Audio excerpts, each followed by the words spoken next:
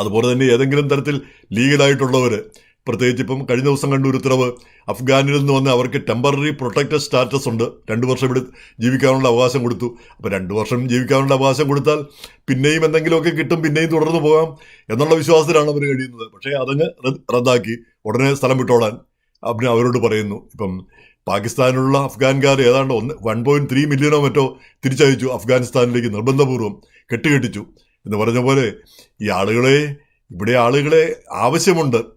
പാകിസ്ഥാൻ പോലെയൊന്നും ജനസാന്ദ്രതയുള്ള ഒരു രാജ്യമല്ല. ഈ രാജ്യത്തും ആളുകളെ ആവശ്യമുണ്ട്. ഇവിടെ വന്നു കഴിഞ്ഞവരെ അവരോട് ദയാപൂർവ്വം പെരുമാറുകയല്ലേ വേണ്ടത്. ഇനി ആളുകൾ വരാതിരിക്കാൻ ശ്രമിക്കണം. അതുപോലെ തന്നെ ഈ ഇടയ്ക്കെങ്ങാനൊക്കെ വന്നവരെയൊക്കെ തിരിച്ചയക്കാം. അല്ലെങ്കിൽ ഇവിടെ ഒരു രീതിയിലും മുന്നോട്ട് പോകാൻ പറ്റാത്തവർ, ഇവിടെ വേലയുമില്ല കൂലിയുമില്ല, സർക്കാർ അവരുടെ കാര്യം ഏറ്റെടുക്കണമെന്നുണ്ടെങ്കിൽ അത് അതിനേക്കാൾ ബുദ്ധിമുട്ടാണ്. അതേസമയം തന്നെ ഇവരെ പിടിച്ച് ജയിലിലിടണമെങ്കിലും അവരെ തിരിച്ചയക്കണമെങ്കിൽ അല്ലെ എൽ സാൽവദോറിലേക്കോ അല്ലെ ലിബിയയിലേക്കോ റുവാണ്ടയിലേക്കോ ഒക്കെ കയറ്റി അയക്കണമെങ്കിലും അത് ഇതിനേക്കാൾ ചിലവുള്ള കാര്യമാണ്.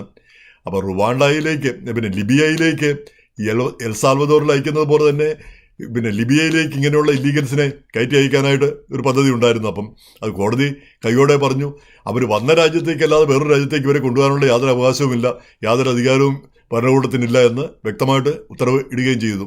പക്ഷെ അത് ഉത്തരവ് പാലിക്കുമോ ഇല്ലയോ എന്നുള്ളതാണ് നമ്മൾ കാണേണ്ടിയിരിക്കുന്നത്. അങ്ങനെ ഈ വന്ന രാജ്യത്തേക്ക് തന്നെ തിരിച്ചയക്കുന്നതിൻ്റെ പ്രധാന കാരണം പറയുന്നത്, ഇവർ വന്ന രാജ്യം അവരെ സ്വീകരിക്കുന്നില്ല. അതുകൊണ്ടാണ് ഇങ്ങനെ ലിബിയ പോലുള്ള രാജ്യങ്ങളിലേക്ക് തിരിച്ചയക്കുന്നത്. എൽ സാൽവദോറിലേക്ക് അയച്ചിരിക്കുന്നവരിൽ കൂടുതലും വെനിസ്വേലക്കാരാണ്. കാരണം വെനിസ്വേല അമേരിക്കയിലും അയക്കുന്നവരെ സ്വീകരിക്കുന്നില്ല. അതുകൊണ്ട് വെനിസ്വേലയിലെ പിന്നെ ആ ക്രൂരമായ ആ തടവറയിലേക്ക് അവരെ അയച്ചിരിക്കുന്നു.